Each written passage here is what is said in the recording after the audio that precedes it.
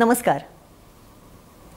आपण सिंधुदुर्ग जिल्ह्यामध्ये बघतो किंवा या मुंबई गोवा महामार्गावरती बघतो, गेल्या कित्येक महिन्यात, गेल्या कित्येक वर्षात अनेक भीषण असे अपघात झालेले आहेत. ते रस्त्याच्या वेगामुळे, रस्त्याच्या परिस्थितीमुळे असतील, याच्यावरती भरपूर उहापोह होतो. मात्र या अपघातामध्ये जे अपघातग्रस्त झालेले असतात, ती जी माणसं असतात, त्यांना अनेक वेळेस हेड इंजुरी होते, अतिरक्तस्राव होऊन त्यांचा मृत्यू झाला असं आपण पेपरमध्ये वाचतो. जे नातेवाईक असतात ते त्यांचा जीव वाचवण्यासाठी जीवाचा आटापिटा करत असतात, परंतु त्यांना योग्य ठिकाणी कुठे जायचं हे समजत नाही आणि त्या वेळेमध्ये त्यांचा जास्ती रक्तस्रावाने मृत्यू होतो, त्यांच्या त्या नातेवाईकांचा. आणि अशामुळे अत्यंत संभ्रमित अशी अवस्था निर्माण झालेली असते. खरंच हा अतिरक्तस्रावाने मृत्यू म्हणजे काय, हेड इंजुरी झाल्यानंतर नक्की किती वेळात त्या पेशंटला न्यूरोसर्जनकडे आणावं लागते, या आणि अशा अनेक प्रश्नांची उत्तरं आज आपण घेणार आहोत सुप्रसिद्ध अशा मणिपाल हॉस्पिटलमधल्या consulting neurosurgeon doctor Omkar Churi यांच्याकडून. डॉक्टर चुरी, तुमचं खूप खूप स्वागत आहे. नमस्कार.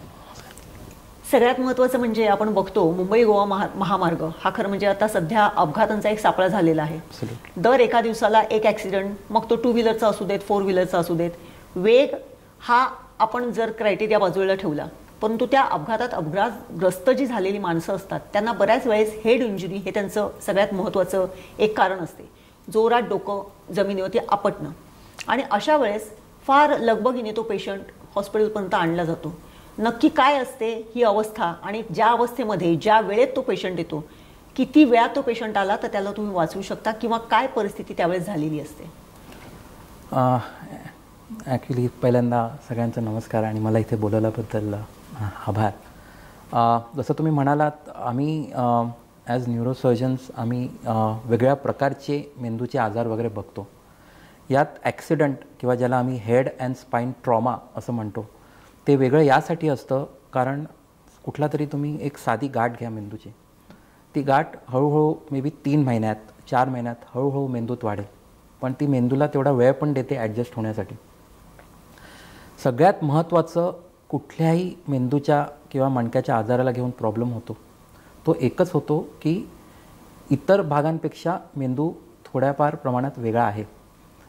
आणि मी हे आपल्या पर्सनॅलिटी किंवा आपलं बुद्धिमत्ता या ह्याने बोलत नाही आहे, पण उपचाराच्या बाबतीत पण बाकी सगळ्या अवयवांमध्ये जसं हात बघाल तर हातात मांसपेशी वगैरे बाहेर असतात आणि हाड आत असतं, पण मेंदूच्या ह्याने मेंदू आत असतो आणि हाड बाहेर बाजूला असतं. याचा सगळ्यात महत्त्वाचा फरक पडतो, कारण इतर ठिकाणी ब्लिडिंग झालं तर ॲटलिस्ट ते ब्लिडिंग नॉर्मल अवयवावर कधीच प्रेशर टाकत नाही. बरोबर. आणि आपण ज्याला म्हणतो की गोल्डन आवर्स जे मेंदूला घेऊन असतात, ते याचसाठी असतात की एस्पेशली ॲक्सिडेंटच्या बाबतीत ब्लीड किती मोठी आहे ते यासाठी इम्पॉर्टंट असतं, कारण का जेवढी ब्लीड असते तेवढंच ते नॉर्मल मेंदूला किती प्रेशरवर टाकतं आहे, आणि ते प्रेशर अचानक वाढल्यामुळे ते ब्रेन तो सस्टेन करू शकतो आहे की नाही, हे सगळ्यात महत्त्वाचं असतं. मला जर तुम्ही विचाराल, जरी मी न्यूरोसर्जन असलो आणि मला कोणी विचारलं की सगळ्यात महत्त्वाचं काय असतं, तर मी म्हणेन precaution is always, prevention is the best cure. म्हणजे इतकं पोलीस असोत, डॉक्टर असोत, आम्ही कॅम्पेन्स वगैरे करतो, 3-4 महत्त्वाच्या गोष्टी असतात, पण ते किती लोकांपर्यंत पोहोचलं पाहिजे आणि कुणी सांगितलं पाहिजे. फॉर एक्झाम्पल, आता हेल्मेटसारखी साधी गोष्ट आहे, कितीदा तरुण मुलांचे पालक मुलांना घेऊन येतात आणि फक्त 2 मिनिटांसाठी तो जात होता म्हणून त्याने हेल्मेट घातलं नाही, आणि जी मुलं असतील त्यांची पण आता जी म्हणजे आम्ही विचारलं का नाही हेल्मेट घातलं, तर उत्तरं पण असतात, सर केस खराब होतात, किंवा घाम खूप येतो, किंवा काहींना आयपॉड किंवा असं काही कानात घालायला त्रास होतो. तर एवढं तरी आपल्याला आयडिया असली पाहिजे. आणि ह्याच्यात म्हणजे you don't have to be a neurosurgeon to understand this, की बाईकवर तुम्ही बसलात तर हेल्मेट घातलं पाहिजे, कारमध्ये तुम्ही बसलात तर बेल्ट घातला पाहिजे.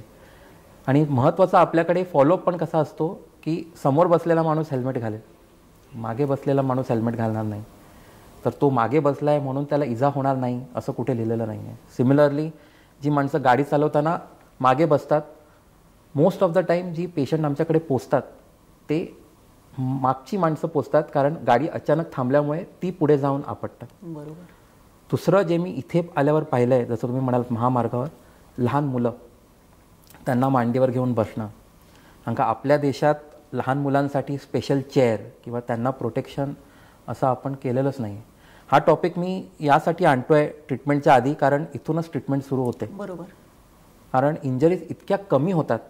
म्हणजे तुम्ही जर आमचे पेपर्स आणि पर्सेंटेजेस असं बघाल तर हेल्मेट घातल्यामुळे कुठल्या प्रकारच्या इंजरीज ब्रेनला झाल्या आहेत किंवा लाईफस्टाईल असो, more than mortality even morbidity, म्हणजे ही माणसं किती लवकर सोसायटीसाठी पुन्हा युजफुल अशी फंक्शनल झाली आहेत हे पण आपल्याला लगेच कळतं ज्यावेळी असं सगळं असतं. And these are not difficult things.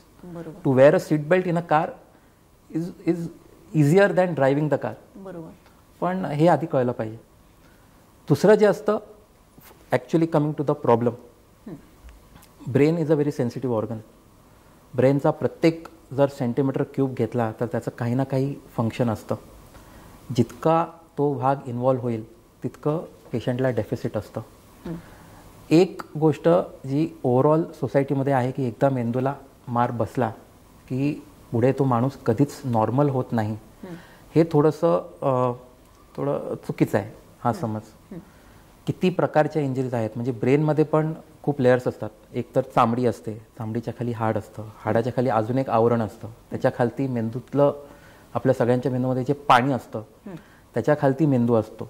आणि मेंदूचेही जरी असं जनरल पब्लिकला कळावं असे 3-4 भाग मेजर असतात. एक मोठा मेंदू असतो, एक लहान मेंदू असतं, एक मेंदूचं खोड असतं. कुठल्या भागाला कुठल्या प्रकारची इंजरी झाली आहे यावर डिपेंड असतं की तो माणूस कसा रिकवर होईल. पण ॲज अ जनरल माणूस जर मी पेशंटला कुठल्या पाहिलं की ॲक्सिडेंट झाला आहे तर सगळ्यात महत्त्वाचं हे असतं सुरुवात की श्वासनलिका त्याची प्रोटेक्टेड आहे का. कारण रक्तस्राव जरी होत असला तरी मेंदूला जर 10 ते 15 मिनटं ऑक्सिजन नाही मिळाला तर मेंदू मरायला सुरुवात होते. मेंदूतले जे न्यूरॉन्स असतात तर ते एअरवे कसा प्रोटेक्ट करायचा, तर ॲटलिस्ट एका साईडला पेशंटला टर्न करून. पण हे करतानासुद्धा जी माणसं पेशंटला उचलून बाजूला ठेवतात ॲक्सिडेंटच्या स्थळी, आपण कधीच मानेचं प्रोटेक्शन हे करत नाही. तर हात धरतो, पाय धरतो आणि मग मान ज्यावेळी लटकते किंवा काही होतं तर अशावेळी मेंदू आणि मानेमध्ये कुठलं फ्रॅक्चर वगैरे झालं असेल तर त्यामुळे त्याच्या खालती पॅरालिसिस वगैरे होण्याचा चान्स असतो. तर ही जी प्रायमरी ट्रीटमेंट असते ही त्या पेशंटच्या पुढच्या ट्रीटमेंटमध्ये खूप महत्त्वाची असते. म्हणजे प्रायमरीली आपण जे त्या अपघातस्थळी करतो. बरोबर. लोकांना हे माहीत असणं की ॲम्ब्युलन्सला कोणत्या नंबरवर बोलवायचं, जवळचं सगळ्यात हॉस्पिटल कुठे आहे जिथे प्राथमिक उपचार होऊ शकतात. आणि जसं मी तुम्हाला सांगितलं प्राथमिक उपचार हेच असणार. आम्हाला CTची वगैरे गरज नसते. पण पेशंट उत्तर देतो आहे का, पेशंट डोळे उघडतो आहे का, पेशंट दोन्ही पाय हलवत नाही पण दोन्ही हात हलवतो आहे किंवा एक हात हलवत नाही आहे किंवा एकच बाजू हलवत नाही आहे, यावरच अर्ध्याधिक वेळा आयडिया यायला सुरुवात होते की किती तातडीचं आहे. म्हणजे एखादा पेशंट जो डोळे उघडतो आहे, उत्तरं देतो आहे आणि 4ही हातपाय हलवतो आहे, मोस्ट ऑफ द टाईम त्यांना सर्जरीची किंवा अगदी जीवाला धोका असल्यासारखी काही असण्याची गरज नाही. पण हे सगळं कळणं आणि या प्रकारचे तातडीचं ते डिसिजन घेणं हे फार महत्त्वाचं असतं. बरोबर. दुसरं जे स्थानिक प्रॉब्लेम असतात की जसं कोणी बेशुद्ध होतं ॲक्सिडेंटनं किंवा अदरवाईज, आपण आधी त्यांना पाणी वगैरे द्यायला जातो. तर हे मला असं वाटते फारच चुकीचं आहे.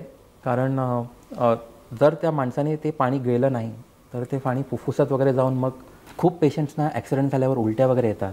तर ते उलटी क्लिअर होणं, जर पेशंटला श्वास घ्यायला त्रास होत असेल तर कधीकधी श्वासनलिकेत नळी घालून लोकल स्थानी इथे आणणं. पण यासाठी मग त्या हॉस्पिटल्सचं सुद्धा तेवढी इन्फॉर्मेशन असणं. आणि तशी हॉस्पिटल्स ॲक्च्युली सिंधुदुर्गमध्ये आहेत हे सुद्धा मी तुम्हाला सांगू शकतो आणि थोडं गर्वाने, कारण तशी डॉक्टर्स आणि यांच्या कॉन्टॅक्टमध्ये मी आलेलो आहे. जर कुठेतरी घाव असेल आणि तिथून रक्त बाहेर जात असेल तर इमॅजिन करा की 2 तासात तिथून इथे पोचेपर्यंत मेंदूच काय पण इतर ऑर्गन्सना सुद्धा रक्त मिळालं नाही अवयवांना तर ते पण हळूहळू मरू लागतील. तर त्याचं हे जे आहे लोकल ठिकाणी याचा फार इम्पॉर्टन्स असतो. पण हे हळूहळू म्हणजे असं बोलल्यानेच लोकांना कळेल. कारण आपल्या देशात असो किंवा जगात असो मेजर जे म्हणजे स्ट्रोक आणि ब्लीड हे जे आहेत किंवा जे हार्टशी निगडीत आहेत कोलेस्ट्रॉल आणि याच्यानंतर सगळ्यात मोठं कॉमन कॉज जो आहे ते हेड इंजरीज आहेत. तर ह्याची फक्त थोडी माहिती सर्वांना असणं हे फार गरजेचं आहे असं मला वाटतं. बरोबर आहे डॉक्टर, तुम्ही म्हणालात ते की अवेअरनेस आपल्याकडे या संदर्भातला खूपच कमी आहे. जसं तुम्ही म्हणालात की एखादा ॲक्सिडेंट झाला की त्याच्या पायाला हाताला धरून तो पेशंट उचलून स्ट्रेचरवरती ठेवला जातो, परंतु ते बघताना त्याच्या मानेचा विचार केला जात नाही किंवा तेही महत्त्वाचं अंग आहे त्याला सुद्धा सपोर्ट द्यायला पाहिजे हे कुठेच विचारत नसते. पेशंटला फक्त शिफ्ट करणं हेच डोक्यामध्ये असते. किंबहुना अनेक ठिकाणी आपण बघतो जसं हार्ट किंवा इतर गोष्टींची जशी काळजी घेतली जाते तसं आपण मेंदूचं जसं आरोग्य राखायला पाहिजे हे जे काही आपल्या डोक्यामध्ये विचारायला जायला पाहिजे तो कुठेच केला जात नाही. आणि मेंदूकडे मेंदूने लक्ष द्यायला पाहिजे म्हणजे डोक्याने लक्ष द्यायला पाहिजे असं जर म्हटलं तर ते चुकीचं ठरणार नाही. आपण जर त्याच्याकडे जर अशाच पद्धतीने फार स्मार्टली जर लक्ष दिलं तर पुढे भविष्यात होणाऱ्या ह्या घटना किंवा भविष्यात होणाऱ्या अशा प्रकारच्या इंजुरीज म्हणण्यापेक्षा अशा प्रकारच्या घटना आपण टाळू शकतो. हे सगळं करत असताना मला मगासपासून एक प्रश्न पडत होता की आपण नेहमी म्हणतो न्यूरोसर्जरी किंवा न्यूरोलॉजी, मग तो न्यूरोलॉजीकडे गेला, तो न्यूरोसर्जनकडे गेला. मला हे विचारावं असं वाटेल तुम्हाला की न्यूरोलॉजी आणि न्यूरोसर्जरी किंवा न्यूरोसर्जन होणं ह्याच्यामध्ये काय डिफरन्स आहे, नक्की कोणाकडे जायला पाहिजे हे सुद्धा आपल्यामध्ये कन्फ्युजन असते बऱ्याच वेळेस. आणि शहरांमध्ये कमी पण आपल्याकडे असं म्हणजे आपण अवयवाच्या ह्याने डॉक्टरांना ओळखतो. म्हणजे जसं हृदयाचं पण असतं कार्डिओलॉजिस्ट, कार्डिओसर्जन. जर नावात सर्जन असेल तर एखादी कुठल्याही प्रकारचं ऑपरेशन असेल तर ती लोकं आमच्याकडे येतात. पण इन जनरल मेंदूचे डॉक्टर फक्त न्यूरोलॉजी आणि न्यूरोसर्जरी नाही तर अगदी सायकायट्रिस्ट आणि सायकोलॉजिस्ट. एकदा तुम्ही मेंदूचं डॉक्टर म्हटलं की आम्ही सगळेच त्याच्यात ग्रुपमध्ये येतो. महत्त्वाचं हे आहे की ॲक्सिडेंट असो किंवा कुठला मणक्याचा आजार असो किंवा कुठल्या प्रकारचं ट्यूमर असो तर न्यूरोसर्जनकडे जाणं इज प्रायमरीली ऑलवेज बेटर. म्हणजे तुम्हाला कुठल्या प्रकारचा मायग्रेन आहे किंवा कुठल्याही प्रकारचं जर समजा स्ट्रोक आला म्हणजे स्ट्रोक म्हणजे एका बाजूला पूर्ण अचानक पॅरालिसिस झालं किंवा अचानक एका प्रकारची फिट कोणाला आली, लहान मुलांना असो किंवा मोठ्यांना असो, किंवा डोकं दुखू लागलं किंवा ताप येऊन डोकं दुखू लागलं तर अधिकांश वेळा या सगळ्या ट्रीटमेंटसाठी कुठल्याही प्रकारच्या ऑपरेशनची गरज नसते. तर असे जे आजार असतात ते जनरली न्यूरोलॉजिस्ट बघतात. बरोबर. आणि मग या दोघांच्याही पुढे जर असं काही असेल की कोणाचं डोकं दुखत नाही पण त्यांना आणि स्कॅन केल्यावर स्कॅन नॉर्मल आहे पण तरी त्यांना थोडी कुठल्या गोष्टींची भीती वाटते ज्याला आपण अँझायटी म्हणतो किंवा हे सगळं मग सायकॅट्रिस्टकडे जातं. बरोबर. पण सुरुवातीला कुठलंही डोकं दुखलं तर प्रायमरीली आपल्या मनात सगळे वाईट विचार आधी येतात. जसं तुम्ही म्हणालात की मेंदूचं म्हणजे हेल्थ बघणं. जनरली असं असतं की ॲज सच मेंदूमध्ये कुठले पेनचे रिसेप्टर नसतात म्हणून तुम्ही कुठल्या मेंदूला ठेवलं आणि त्याला मारलं तर त्याला काही पेन होत नाही. पण त्याच्या भोवती जे आवरण असतं किंवा जी हाड किंवा स्किनचं जे कवर असतं त्याच्यात खूप स्पेसिफिक पेनचे रिसेप्टर असतात. तर अधिकांश वेळा लोकांना ज्यावेळी हेडेक होतो, काही महिन्यांपासून हेडेक वगैरे आहे, most of the time actually आत ब्रेनमध्ये काही मेजर असं नसतं. हे सगळं मग शेवटी न्यूरोलॉजीकडे जातं.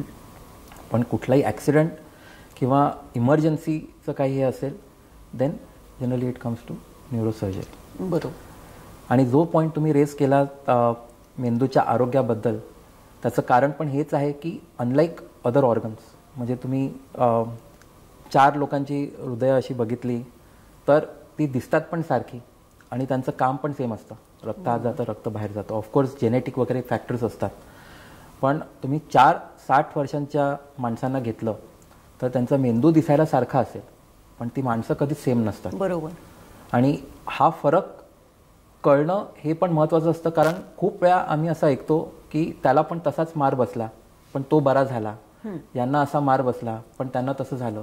तर हे सांगणं आम्हाला फार डिफिकल्ट असतं, कारण तो माणूस आधी किती फिट असेल किंवा तो आधी किती शार्प असेल, आपण आधी कधीच हा विचार करत नाही की कोणत्या माणसाचं हे कशात असेल. म्हणजे सगळेच, आता जसं मी सर्जन आहे, some person might be a great artist, so we cannot compare, पण त्याच्या लाईफमध्ये त्याला घेऊन काय आहे ते अचीव करणं मग ते गरजेचं पडतं पोस्ट एनी इंटरव्हेन्शन.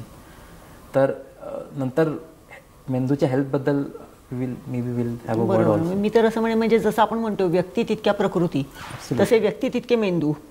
अगदी बरोबर, असंच आहे. आणि आपण म्हणजे तुम्ही म्हणाल ते बरोबर आहे की हार्ट म्हणजे माझ्या छातीत दुखतंय, हात दुखतोय, पाय दुखतोय, पोटात दुखते, पण मेंदूत दुखतंय असं कधी कोण बोलत नाही.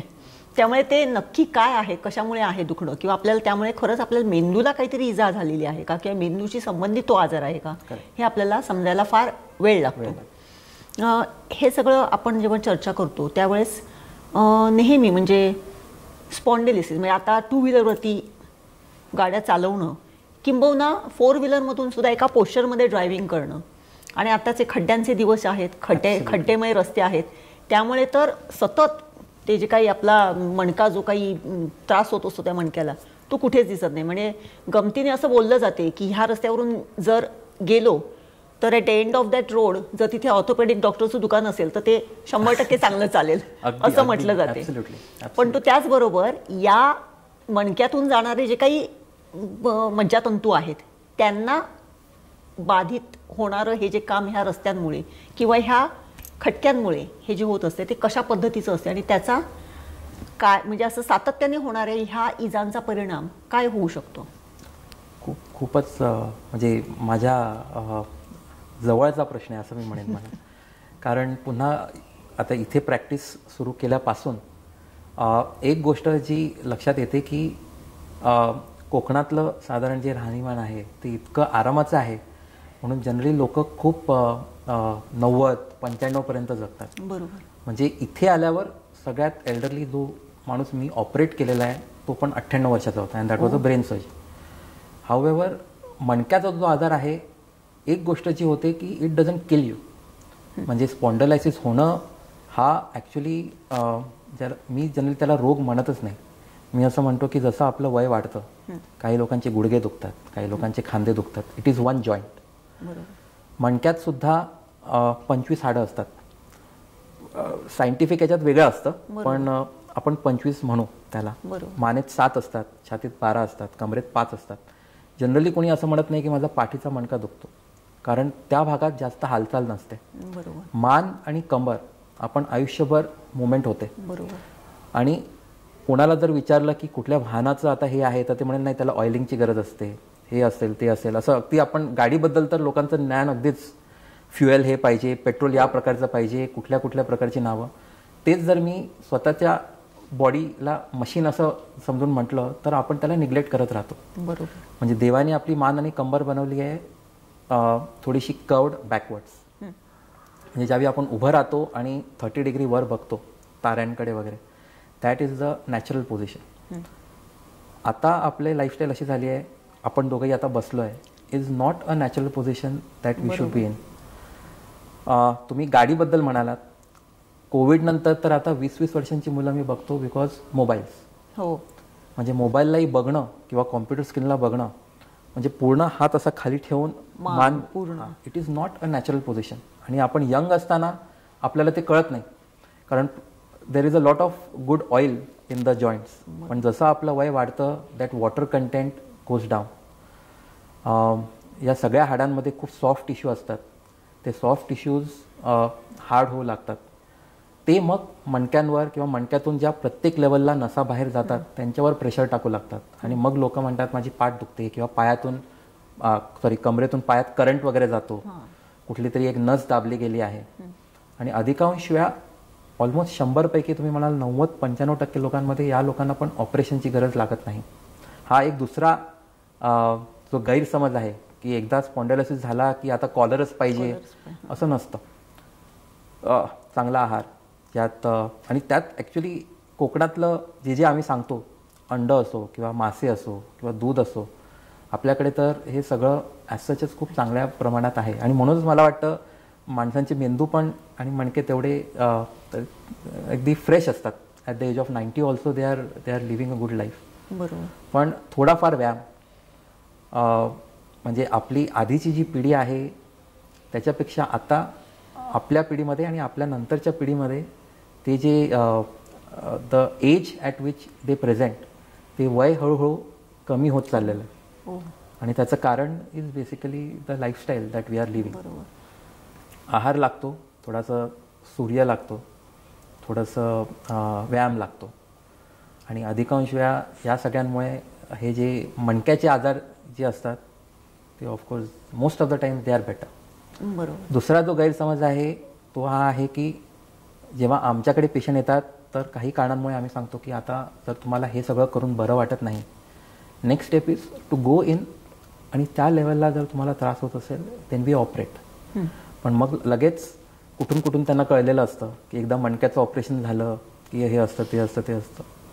पण लोकांना हे कळत नाही आणि जे सांगायला आम्हालाही तेवढा वाव मिळत नाही की 2000 पासून ते 2023 पर्यंत किंवा त्याच्यानंतरही समजा 2006 पासून वगैरे इतके बदल घडलेले आहेत.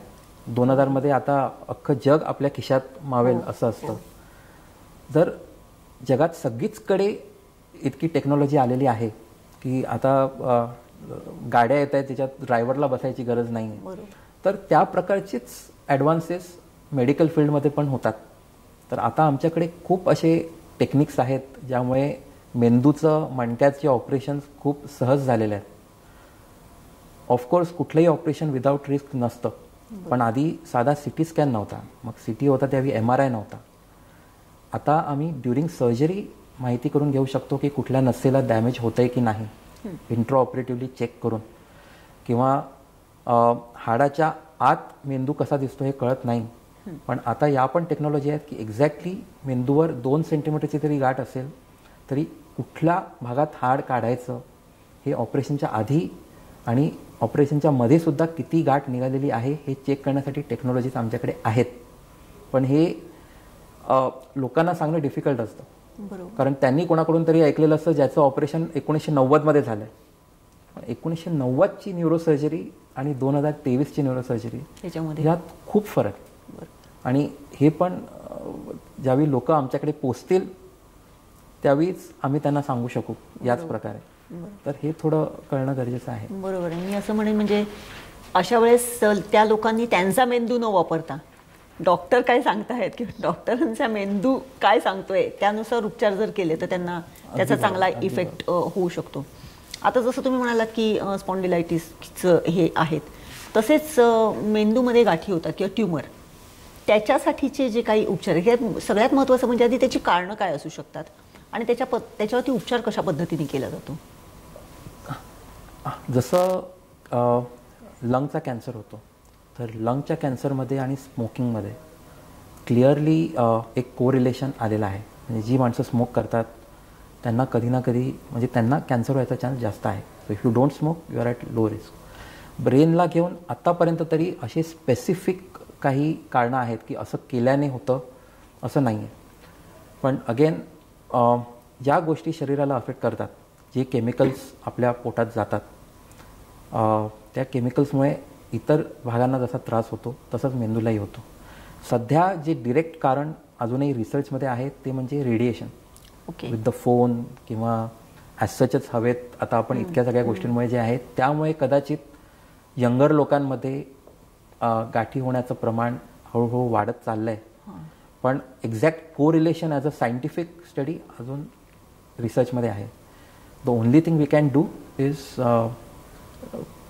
Keep our brain healthy structurally also and functionally also. मेंदूच्या गाठींचं असं आहे की मेंदूत गाठींचं क्लासिफिकेशन आम्ही करतो.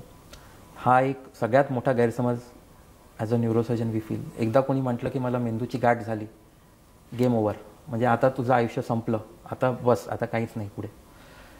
100 प्रकारच्या गाठी मेंदूत असतात. 70% are non cancerous. With current technology and all मी असं म्हणणार नाही की माणूस क्युअर होतो, पण कुठलीही साधी गाठ जरी असली शरीरातली तरी 15 वर्षांनी का असेना, 20 वर्षांनी का असेना, ती गाठ पुन्हा व्हायचा चान्स जसा असतो. पण तरी आपण ज्यावेळी ती गाठ निघते त्यावेळी त्याला क्युअरच म्हणतो. तसंच मेंदूचंही आहे की 70% गाठी जर नॉन कॅन्सरच असतील तर अशा गाठींना पुढे कुठल्या प्रकारची ट्रीटमेंट पण लागत नाही. आणि ज्या गाठी कॅन्सरच्या असतील त्याच्यात पण ग्रेड असतात, ग्रेड 2, ग्रेड 3, ग्रेड 4 सगळ्यात वाईट असतं. तर त्याच्यावर सुद्धा रेडिएशन आणि किमोथेरपी हे सुद्धा आहे.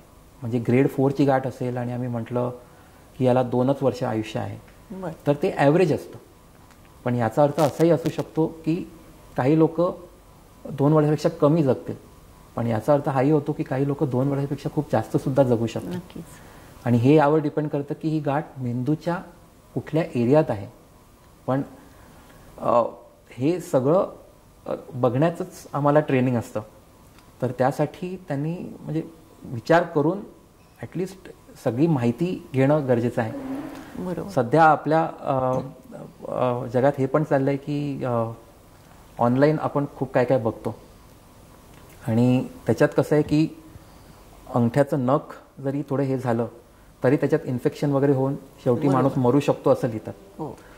हा ओरिजिनल डायलॉग माझा नाही आहे. मी एका डॉक्टरकडून म्हणजे त्यांनी एका लेक्चरमध्ये सांगितलेलं की the big difference between Google and I, किंवा गुगल किंवा कुठलंही सर्च इंजिन असो, की गुगल आपल्याला प्रश्न विचारत नाही, गुगल फक्त उत्तरं देतो.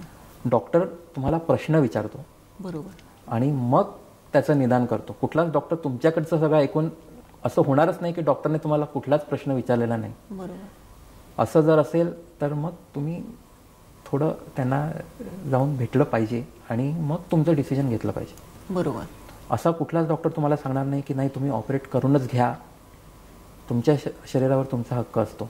पण एक इन्फॉर्म्ड डिसिजन, म्हणजे साधं जसं मी गाडीचंच उदाहरण दिलं, आपण इतके प्रश्न विचारतो आणि इतकी माहिती काढतो, तसंच आपल्या शरीराबद्दल आपल्याला सगळ्यात कमी माहिती असते आजच्या जगात असं मला वाटतं. बरोबर, नक्कीच. That is what is about the tumours. बरोबर. हे सगळं हे करत असताना आपण सध्या आणखीन एक ऐकतोय की वृद्ध माणसांमध्ये पार्किन्सन्स, म्हणजे अनेक घरांमध्ये अनेक वृद्ध माणसं व्हीलचेअरवरती कायमस्वरूपी बसलेली असतात आणि त्यांची सेवा शुश्रूषा इतर केली जाते काही घरांमध्ये, किंवा त्यांना मग निग्लेक्ट केलं जाते. हा जो काही आजार आहे तो बरा होऊ शकतो का, आणि त्याच्यासाठी आपलं हे क्षेत्र कशा पद्धतीने उपकारक ठरते? काही मेंदूचे आजार असे असतात, बेसिकली आपल्या मनात जे विचार येतात किंवा आपण जसं वागतो किंवा आपण कुठल्याला जसं रिस्पॉन्ड करतो किंवा आपली मेमरी जी आहे, it is all a game of chemicals. जसं मूवीजमध्ये केमिकल लोचा आणि हे सगळं आपण ऐकतो, इट इज ॲक्च्युली दॅट. जी माणसं अँक्शियस असतात किंवा जी माणसं खूप अग्रेसिव्ह असतात, हे सगळं त्यांच्या ब्रेनमधल्या आणि बॉडीमधल्या केमिकल्समुळेच असतं.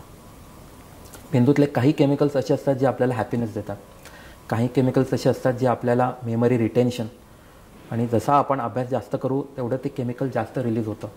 एक्झरसाईज केल्यावर जसं बाकी शरीरात जे केमिकल असतात तसंच मेंदूची एक्झरसाईज केली की त्या प्रकारचं असतं.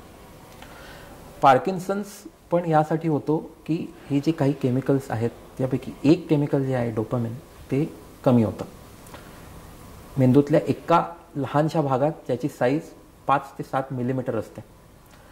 पण त्यामुळे आपली जी स्मूथ मुवमेंट आहे हाताची, तुम्ही बघाल कधीच पार्किन्सनची माणसं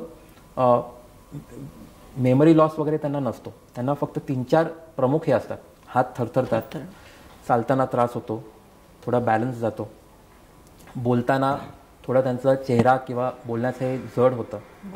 but they never have weakness, they never have difficulty in remembering.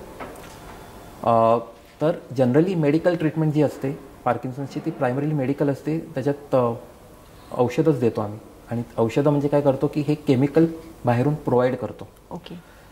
पण या सगळ्या पेशंट्समध्ये काही जे छोटं पर्सेंटेज असतं ज्यांना स्क्रीन केल्यावर असं कळू शकतं की ही जी काही माणसं आहेत, आता आमच्याकडे अशी टेक्नॉलॉजी आहे that we can actually put electrodes, जसं हार्टला सुरू करण्यासाठी पेसमेकर असतं, तसं हे जे छोटे छोटे न्यूक्लिया ज्याला आम्ही म्हणतो ब्रेनच्या, त्यांना स्टिम्युलेट करण्यासाठी डिरेक्टली त्यांच्यात इलेक्ट्रोड घालून बरं.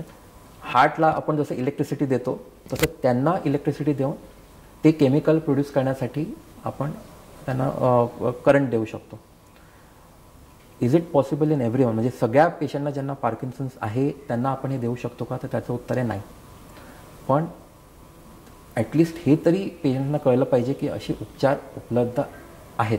म्हणजे दिस इज अ रिसेंट ॲडव्हान्समेंट. बरोबर. गेले 15 वर्षांपासूनच असेल, पण ते पण ॲज सचच ब्रेनच्या आजारांचं प्रमाण ओव्हरऑल ह्याच्यापेक्षा थोडं कमी असतं. त्यात पार्किन्सनचं अजून कमी असेल. त्यात जे सर्जरी ज्यांना हेल्प होऊ शकेल ते प्रमाण अजून कमी असेल. पण फक्त पार्किन्सन्स नाही तर इतर पण जे आजार आधी आपण म्हणायचो की ज्यांना सर्जिकल उपचार नाहीत ते उपचार आता येऊ लागलेले आहेत. बरोबर. अदर एक्झाम्पल इज लहान मुलांमध्ये कधी कधी फिट येतात. 5 वर्षांच्या खाली मुलांमध्ये साधा ताप आला तरी फिट येतात. That is very common. That has most of the time nothing to do with the brain. म्हणजे मेंदूशी काही निगडीत असं नसतं. पण नंतर जन्मताच कुठल्या तरी कारणामुळे ऑक्सिजन कमी पडल्यामुळे काही आजार असतात ज्यामुळे फिट येतात. कुठल्या एक्झॅक्ट एरियातून फिट येते त्या भागाचं काय करू शकतो हे आता माहीत करून त्याच्यावर काही सर्जिकल उपचार करण्याची आता आमच्याकडे टेक्नॉलॉजी आहे. बरं. पण हे सगळं त्या प्रकारे स्क्रीनिंग होऊन आपल्याला आपण पाहिलं पाहिजे. आता या सगळ्या याच्यावरती या मणिपाल हॉस्पिटलमध्ये आपण रुग्णांना कशा प्रकारे सेवा देतोय, म्हणजे स्पॉन्डिलिसिस म्हणा, कारण हा आता कॉमन झालेला आहे. मग 2 व्हीलरचा प्रवास काय आपला थांबणार नाही आहे. गाड्या तर आज एका घरामध्ये पूर्वी एक असायची, आता प्रत्येकाची एक गाडी यायला लागलेली आहे. त्यामुळे प्रत्येकाचं हे लाईफस्टाईल बदललेली आहे, सगळंच बदललेलं आहे. तर अशा वेळेस मणिपाल हॉस्पिटल कशा प्रकारच्या सेवा अशा पेशंट्सना देऊ करते? नाही, ज्या ज्या प्रकारचं ट्रीटमेंट जनरली स्पॉन्डायलोसिससाठी असते, म्हणजे सुरुवात कुठलाही स्पॉन्डायलोसिसचा पेशंट आला तर लगेच हां आता मी सर्जन आहे तर आता आपण स्कॅन करू, आता ऑपरेटच करू, असं कधीच होत नाही. जसं मी सांगितलं की 100पैकी प्रॉबब्ली 5 लोकांना आयुष्यात कधीतरी ऑपरेशन लागतं. पण ज्या प्रकारची औषधं पाहिजेत त्याच प्रकारे त्यांच्या जीवनामध्ये काही बदल जे त्यांनी घडवले पाहिजेत. साध्या गोष्टी म्हणजे झोपताना उशी घ्यायची नाही, एका साईडला झोपायचं की पाठीवर झोपायचं, कॉलर घालायची नाही. या सगळ्या गोष्टींमुळे कुठल्या प्रकारचा व्यायाम करायचा.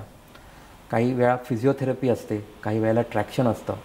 पण सगळ्यांना एकाच ह्याच्यात बसून सगळ्या स्पॉन्डायलोसिसच्या पेशंटना याच ऑर्डरमध्ये जायला पाहिजे असं गरजेचं नसतं. पण हे सगळं एक ज्याला मी म्हणतो की मल्टी डिपार्टमेंटल, म्हणजे फक्त मीच नाही तर मग फिजिओथेरपिस्ट किंवा गरज पडली तर कधी कधी मणक्यामुळे किंवा हिप्समुळे प्रॉब्लेम होतो तर ते डिस्टिंग्विश करणं की हा प्रॉब्लेम मणक्यामुळे आहे की कुठला ऑर्थोपेडिक प्रॉब्लेम आहे. तर कधी कधी याच्यात 2-3 लोक लागतात. And Wien everything else is done, तर ज्या ज्या प्रकारचे मणक्याचे त्रास होऊ शकतात त्या आणि ज्या ज्या प्रकारच्या त्यांना सर्जरीज लागतात त्या सगळ्या प्रकारच्या सर्जरीज आम्ही मणिपालमध्ये करू शकतो. बरोबर. पण पेशंट्सनी हे मनात विचार घेऊनच नाही यायला पाहिजे की जेव्हा मी जाईन त्यावेळी आता मला ऑपरेशनच लागेल. कारण का दुखताना हे खूप दुखतं. कुठलीही नस दाबली गेली तर इतकं म्हणजे अगदी असं वाटतं की आता म्हणजे मला कधीच चालायला मिळणार नाही किंवा मी बेडमध्येच राहीन. पण सर्जरीची आमच्याकडे खूप स्पेसिफिक इंडिकेशन्स असतात. म्हणजे खरंच जर माणसाला इतका पेन आहे की साधं बाथरूमपर्यंत जाता येत नाही किंवा ॲक्च्युली मणक्यातून पायात ज्या 5-6 नसा जातात प्रत्येक नसेचं एक काम असतं. कुणाचं गुडघ्यावर असतं, कुणाचं अँकलवर असतं, कुणाचं बोटांवर असतं. ॲक्च्युअल वीकनेस आहे किंवा इतका सुन्नपणा आहे की चालताना जमीनच कळत नाही किंवा कोणाला युरिन मोशनचा प्रॉब्लेम सुरू झालेला आहे. तर अशा पेशंट्समध्येच काही ऑपरेटिव्ह इंडिकेशन्स असतात. पण most of the other patients फक्त या ज्या गोष्टी मी तुम्हाला सांगितल्या याने ते इम्प्रूव्ह. बरोबर. पण आणि दुसरं जे असतं जे पुन्हा मी कॉमनली पाहिलं आहे की एकदा कुठल्या स्पॉन्डायलोसिसमधून पेशंट बरा झाला तर हे पुन्हा होणार नाही या आशेने आपण असतो. म्हणजे खूप पेशंट असे माझ्याकडे येतात, मी 2 वर्षाआधी पाहिलेले आहेत, तर तेव्हा तर बरं वाटलं होतं, आता पुन्हा सुरू झालं. मग मी त्यांना विचारतो प्रश्न, गोळ्यांचा तर प्रश्नच नको कारण का गोळ्या बंद झालेल्या असतात. की तुम्ही आतासुद्धा बाईक चालवता का, हो, मोबाईल कसा वापरता, आणि फिजिओथेरपी चालू आहे का, नाही, फिजिओथेरपी तर तेव्हाच बंद केली आम्ही. पण फिजिओथेरपी म्हणजे फक्त फिजिओथेरपिस्टकडे जाऊन काही करणं इज नॉट नेसेसरी. तुम्ही स्वतः घरी बेसिक व्यायाम तरी करत राहायला पाहिजे. म्हणजे कुठलाही व्यायाम करणं किंवा स्ट्रेचिंग करणं किंवा योगा करणं, आपण उगीच त्याला असं लाईफस्टाईल मॉडिफिकेशन म्हणत नाही. It actually helps especially in this kind of things. बरोबर. तर ते पण पेशंटना कळलं पाहिजे की रेग्युलर थोडासा व्यायाम आणि प्रॉपर आहार. मी ज्यावेळी आहाराबद्दल पण बोलतो त्यावेळी खूप डिस्कशन होतं. मीठ खायला पाहिजे का किंवा तेलकट खायला पाहिजे का, हार्टच्या याने पण डॉक्टर तेच सांगतात. पण शरीराला या सगळ्याच गोष्टींची आवश्यकता असते. पण मी जर कुठल्या पेशंटला सांगितलं की मेंदू जो बनलेला आहे तो 40% प्रोटीन्सने बनलेला आहे, 40% फॅट्सने बनलेला आहे, तर उद्या मग तो एवढंच लक्षात ठेवणार की डॉक्टरांनी सांगितलं आहे की मेंदूला तेलकट पाहिजे म्हणून मी तेलकट खातो आहे. पण मला जर कुठली तेलकट गोष्ट आवडते तर एक कांदा भजी खाणं किंवा कोरलीचा एक तुकडा खाणं इज अ डिफरंट थिंग. आणि आज तुम्हाला आवडतं म्हणून आज फक्त अख्खीच्या अख्खी खाणं, त्याला काही अर्थ नाही आहे. तर ते कळलं पाहिजे. मेंदूला थोडं सॉल्ट पण पाहिजे, मेंदूला ॲक्च्युली थोडासा फॅट पाहिजे, मेंदूला शुगर्सची जनरली गरज नसते, पण बंदच नाही केल्या पाहिजे. शेवटी इव्हेंच्युअली इट इज या ज्या गोष्टी आहेत ज्या लाईफस्टाईलमुळे होतात, गुडघ्याचं दुखणं किंवा हे सगळं लाईफस्टाईलमुळे असतं. बरोबर. खूप पाणी पिलं तरी ते जीवाला वाईट असतं. तर या सगळ्या गोष्टी लोकांना फक्त कळायला पाहिजेत. आजकाल आपण इतकं सगळं ॲक्सेसिबल आहे की एखादी गोष्ट आपल्याला ॲक्सेसिबल असली की गरजेपेक्षा जास्त आपण ते करू लागतो. Same is with exercise also. जी माणसं जिममध्ये जातात ती पण स्पॉन्डायलोसिस त्यांना होत नाही असं नाही आहे. इनफॅक्ट त्यांच्यामध्ये जास्त होण्याचा चान्स असतो. फुटबॉलर जे असतात जसं त्यांचं वय वाढतं त्यांना गुडघ्याचे त्रास होतात. All this things happen, but these are most of the time sorted by lifestyle. बरोबर.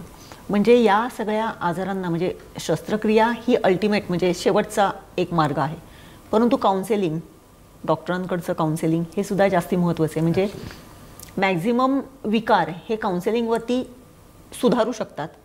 काही गोष्टी ह्या औषधापचारावरती थांबू शकतात आणि फार रेअर केसमध्ये ऑपरेटिव्ह डिसिजन्स घ्यावे लागतात. त्यामुळे जर तुम्ही म्हणताय तसं लाईफस्टाईल जर चांगली असेल, आपण जर आपल्या आयुष्यासाठी आवश्यक अशा उपाययोजना जर आपण स्वतःहून जर केल्या तर या गोष्टी पुढे फेस करण्याचा काही विषयच येत नाही. ॲक्सिडेंटल हे जे काय आहेत ते फार ते अनपेक्षित आहेत, ते कोणीच रोखू शकत नाही. परंतु त्यांच्यासाठी जो काही इलाज आहे त्याच्यासाठी सुद्धा तातडीने जे तुम्ही प्रिकॉशन्स घ्यायला सांगितले त्या पद्धतीने जर घेतले तर त्या रुग्णाचा जीव 100% वाचू शकतो. एकूणच या सगळ्या चर्चेमधून मला असं वाटायला लागलेलं की आपण नेहमी म्हणजे आपण यंग ग्रुप असतो, ते बोलतात माझ्या मेंदूची सटकवू नकोस. तर ती मेंदूचं सटकवणं हे जे काय आहे ते दुसऱ्याने सटकवण्यापेक्षा आपण आपल्या मेंदूला काय कमांड देतोय आणि आपण आपल्या मेंदूची कशी सटकवून घेतोय यापेक्षा त्याचं आरोग्य चांगलं राहण्यासाठी जास्ती विचार केला पाहिजे. आणि तो कोणी दुसरा सांगणार नाही आहे, तो कोणी कुठल्या तरी डॉक्टरकडे जाऊनच सांगायला पाहिजे असं नाही आहे. तर ते प्रत्येकाने आपल्या मेंदूने त्याचं काम करायला पाहिजे. आणि सॉरी मी मध्ये थांबव, अधिकांश वेळा मला असं वाटतं की लोकांना माहीत असतं की त्यांच्यासाठी काय करेक्ट आहे. बरोबर. म्हणजे मी मोबाईलवर स्क्रोल करत राहायला नाही पाहिजे हे सगळ्यांना माहीत असतं, पण ते जे मोटिवेशन असतं ते थोडंसं हे असतं. म्हणजे आपण काही खाताना पण आपल्याला हे कळत असतं की आता ॲक्च्युली हे खायची मला आता गरज नाही, किंवा मी फळं खाल्ली पाहिजेत, किंवा मी जास्त कोक वगैरे किंवा असे जे एअरेटेड ड्रिंक्स आहेत ते इतक्या प्रमाणात नाही घेतले पाहिजेत, पण वी स्टील डू इट. बरोबर. आणि आजच्या पिढीला हे सुद्धा माहीत असतं, कारण this is ours is a 6 pack generation. सगळेच हिरोज 6 पॅक वगैरे म्हणून लोक आपल्या फिजिकल याच्यावर खूप जोर देतात. पण जसं brain is also a kind of muscle. जसं आपण लहान मुलांना शिकवतो, आपण लहान वयापासून त्यांना जितकं इनपुट देऊ बरोबर तेवढंच आउटपुट आपल्याला मिळतं आणि ते तेवढं लॉंग टर्म राहतं. म्हणजे तरुण वयात आपण आपल्या ॲज सच हेल्थची जितकी काळजी घेतली आहे, इट बेनिफिट्स अस ॲज जसं आपलं वय वाढतं. आणि ब्रेनला घेऊन पण तेच आहे.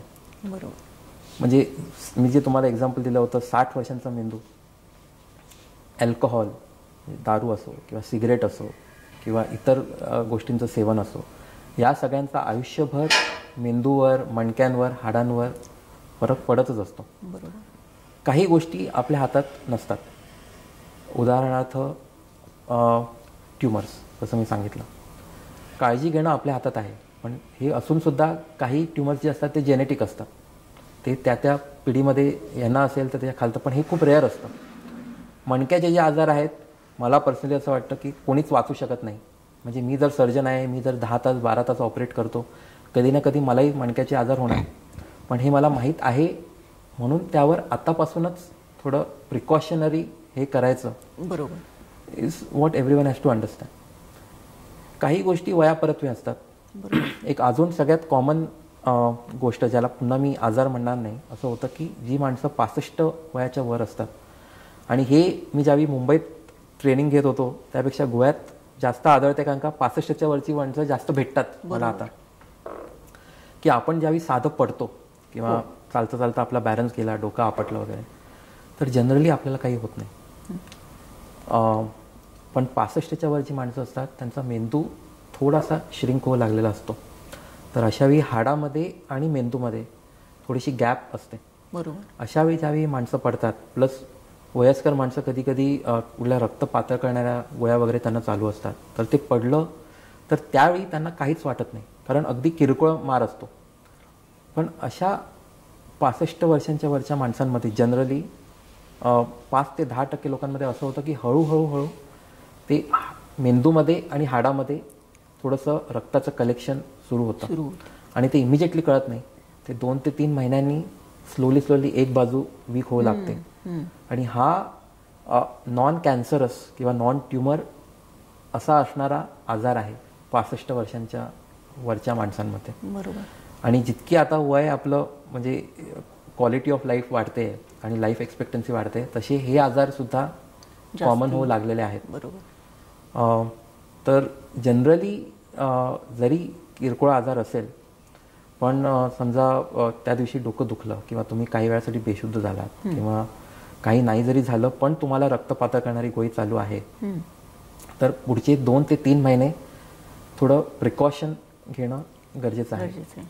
आणि हे लक्षात ठेवणं की चेक करायचं एक साईड वीक होते का किंवा काय त्रास होतोय.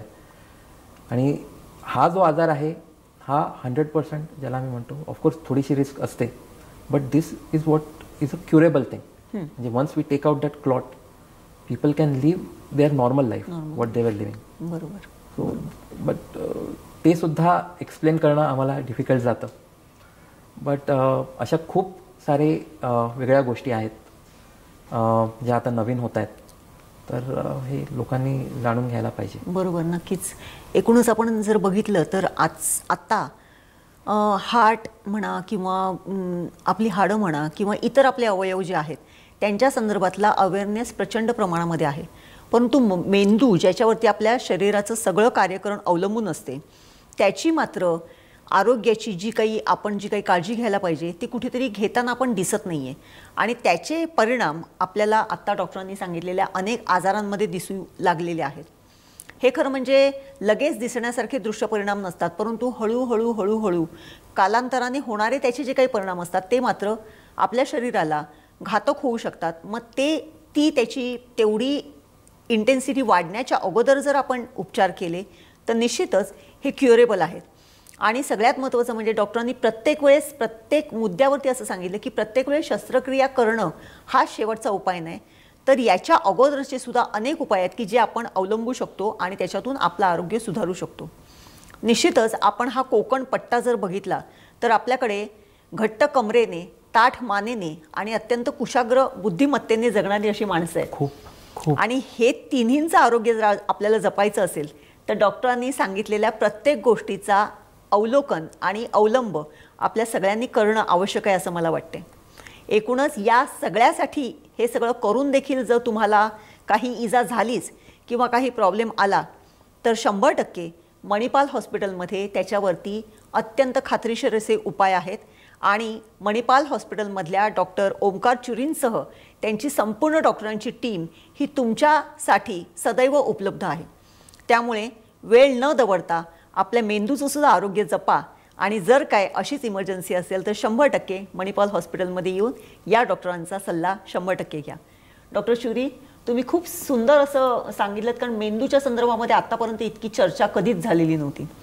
त्यामुळे मेंदू हा आपल्या शरीरातला खरं तसा, जसं हार्ट आहे तसा मेंदू, म्हणजे ब्रेन डेड आणि हृदय बंद म्हणजे तो माणूस संपला असं हे आहे. त्यामुळे इतका इक्विव्हॅलंट व्हॅल्यू असणारा हा अवयव किंवा हा ऑर्गन याच्या संदर्भात आपण फार चर्चा कमी करतो.